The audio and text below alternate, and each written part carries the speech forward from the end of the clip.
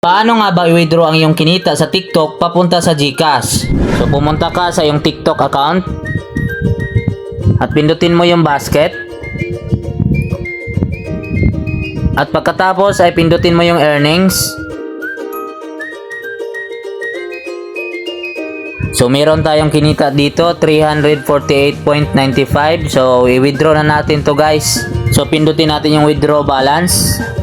At pagkatapos ay pindutin uli natin ang withdraw balance uli.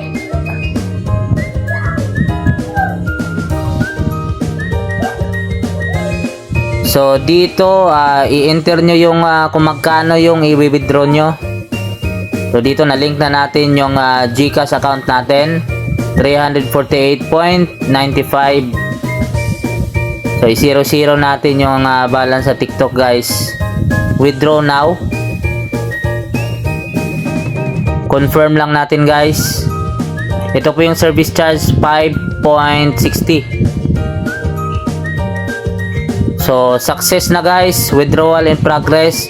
So check na natin yung GCash natin kung dumating na ba. So nag-notification na siya. So balik tayo, makikita natin na 00 na siya. Ando na siya sa GCash. So ito na guys, dumating na siya.